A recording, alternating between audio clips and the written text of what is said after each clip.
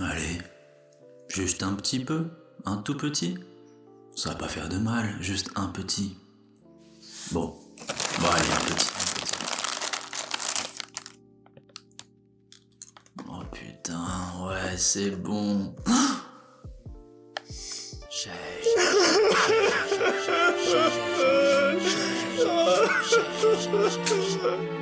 Vous êtes dans la culpabilité.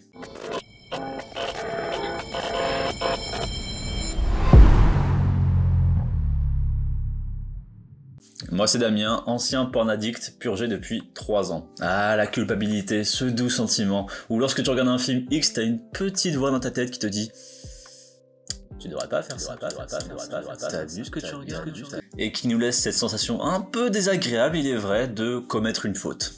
La culpabilité est un sentiment extrêmement intéressant parce qu'elle peut être justement annonciateur d'une dépendance ou du moins un signe indicateur que tu es ou non dépendant.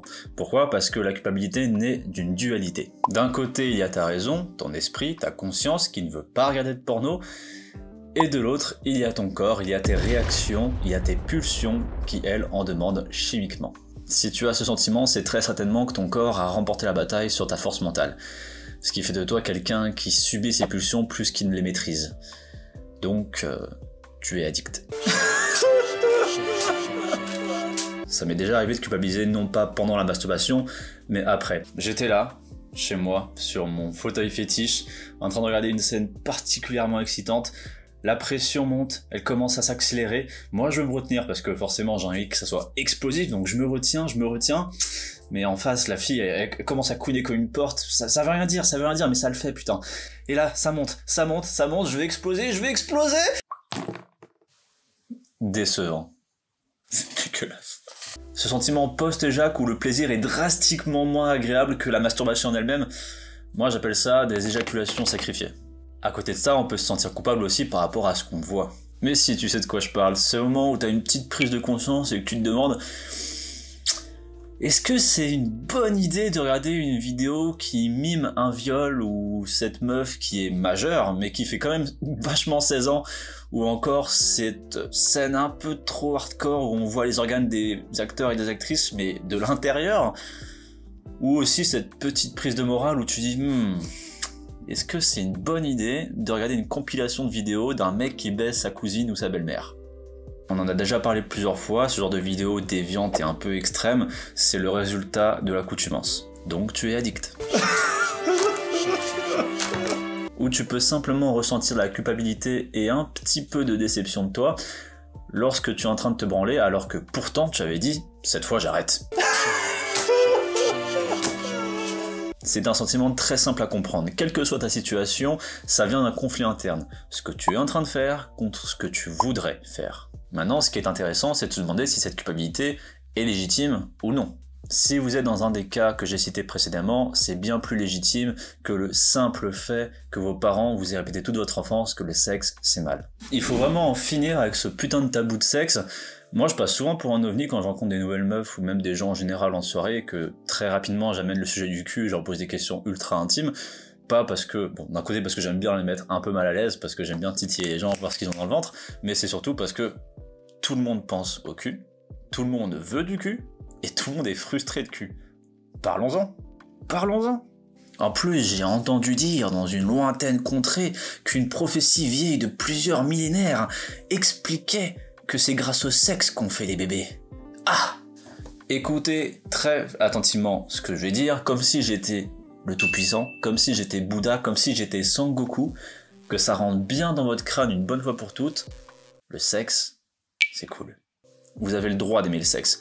Et je dis même pas ça comme un jugement de valeur en mode on a le droit, on n'a pas le droit, vas-y, tiens, je te donne du sexe, un peu, je te fais une fleur, t'as le droit. Non, c'est un droit universel, comme la justice, comme l'expression, comme la liberté.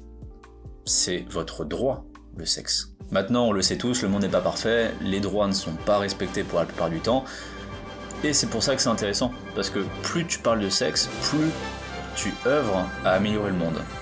Ouais, c'est beau. Ouais, parlons de cul. On rendra le monde meilleur. C'était une parenthèse intéressante, revenons maintenant à la culpabilité. Comme je le disais, la culpabilité vient d'une dualité, d'un conflit intérieur. Sauf qu'on prend souvent le problème à l'envers. Lorsqu'on rechute, on se sent coupable parce que Notre attention est fixée sur l'abstinence. Mais tu vois, prends ce paquet d'M&M's, donne-le à un gros, et dis-lui de ne pas en manger. C'est impossible, on sait bien. Et même sans être gros, hein, tu mets les paquets d'M&M's devant moi, bah je tape dedans. C'est normal.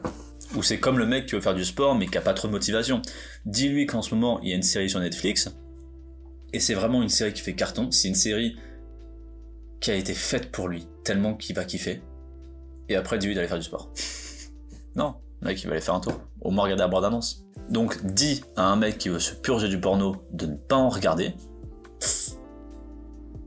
Focus, porno. Le cerveau, c'est quelque chose de très complexe, mais il suit comme des concepts qui sont assez simples à comprendre par moment. Après, c'est notre raison qui complexifie un peu trop. Prenons l'exemple du focus. Si vous centrez votre attention sur le porno, que ce soit parce que vous en vouliez ou non, votre porno va pas faire une différence consciente si c'est bien ou pas bien.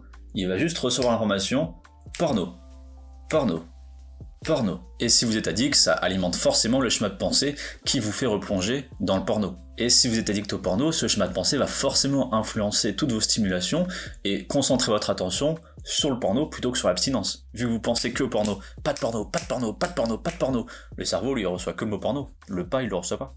C'est comme balancer du sucre sur une meuf qui veut faire un régime. Cours! Merde, j'aurais pas dû faire ça, putain. Méchant Damien, méchant Damien. Accepter l'échec comme faisant partie du processus, c'est primordial.